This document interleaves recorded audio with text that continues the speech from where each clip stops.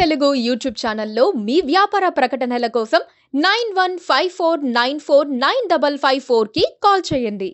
రాజకీయ పార్టీకి ఎంత ఓటు బ్యాంక్ ఉంటే అంత బలంగా ఉన్నట్లు ఇప్పుడు బీఆర్ఎస్ కు ఎంత ఓటు బ్యాంక్ ఉంది?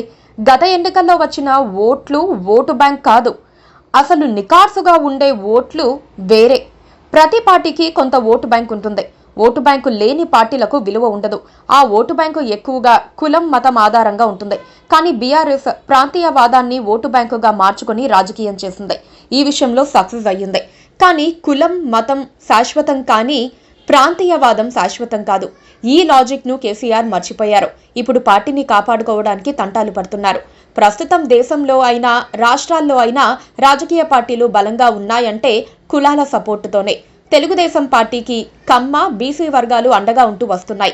కాంగ్రెస్ పార్టీకి ముస్లిం దళితులు రెడ్డి వర్గం వారు సపోర్ట్ చేస్తున్నారు. ఏపీలో వైసీపీకి రెడ్డి ముస్లిం దళిత వర్గాల మద్దతుంది. ఏపీలో జనసేన పార్టీ కీలకంగా మారిందంటే దానికి కారణం కాపు వర్గం మద్దతు వల్లే. 6% ఓట్లు ఆ పార్టీకి ఉన్నాయి. అదే ఆ పార్టీ ఓటు బ్యాంక్, అందుకే విలువ వచ్చింది. కానీ బీఆర్ఎస్ కు ఓ వర్గం మద్దతుగా ఉందన్నది మాత్రం ఎవరికీ క్లారిటీ లేదు. ఎందుకంటే బీఆర్ఎస్ ఇప్పటి వరకు చేసిన రాజకీయం వల్ల కులాల మద్దతు పొందలేదు. బీఆర్ఎస్ గెలిచిన ప్రతిసారి తెలంగాణ సెంటిమెంటే విజయాస్త్రం. తెలంగాణ అంటే బీఆర్ఎస్ అన్నట్లుగా రాజకీయం సాగింది. అభ్యర్థి ఎవరన్నది చూసుకోలేదు.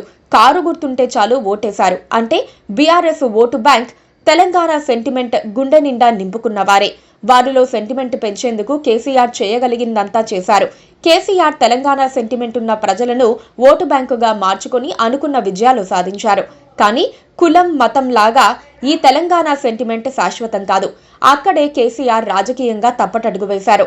తెలంగాణ సాధనే లక్ష్యం అనుకున్న తర్వాత, లక్ష్యం ఛేదించిన తర్వాత ఇక సెంటిమెంట్ ఉంటుందనుకోవటం అత్యాశే.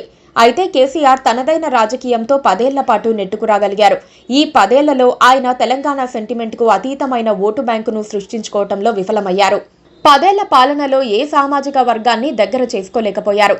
గత అసెంబ్లీ ఎన్నికలను పరిశీలిస్తే ఎస్సీ, ఎస్టీ, బీసీ, రెడ్డి వర్గాలు కాంగ్రెస్ వైపు నిలిచాయని అర్థం చేసుకోవచ్చు. తెలంగాణ సెంటిమెంట్ లేకపోవడంతో బీఆర్ఎస్ ఘోర పరాజయాల్ని చవిచూసింది. రెడ్డి వర్గానికి కేసీఆర్ చాలా ప్రాధాన్యత ఇచ్చేవారు. ఆయన క్యాబినెట్లో 6 రెడ్డి మంత్రులు ఉండేవారు. కానీ వారంతా సాంప్రదాయకంగా కాంగ్రెస్ మద్దతుదారులే.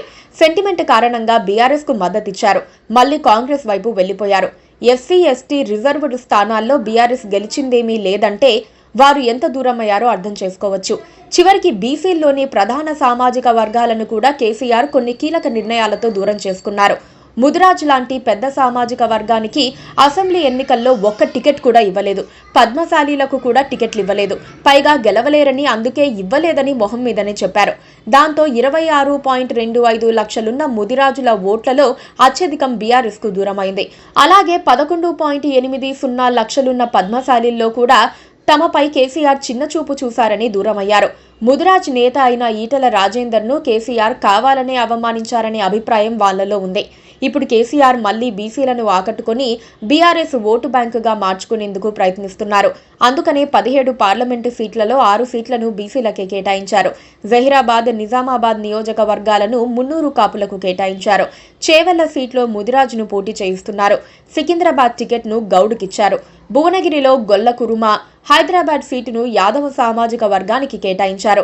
అలాగే బీసీ వర్గాలతో ప్రత్యేకంగా సమావేశాలు నిర్వహించాలని అనుకుంటున్నారు. ముదిరాజ్ సామాజిక వర్గంలోని పెద్దలతో భేటీ అవ్వబోతున్నారు. అలాగే మున్నూరు కాపులు, యాదవులతోనూ సమావేశమయ్యే అవకాశాలు ఉన్నాయి. అయితే దూరమైన వర్గాలను దగ్గర చేసుకోవటం అంత తేలిక కాదు. సక్సెస్ అయితే మాత్రం బీఆర్ఎస్ ఉనికిని కాపాడుకోవచ్చు.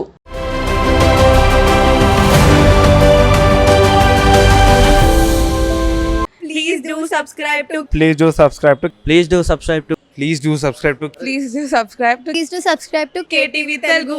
KTV Telugu. KTV Telugu. KTV Telugu. KTV Telugu. KTV Telugu. Please do subscribe to KTV Telugu.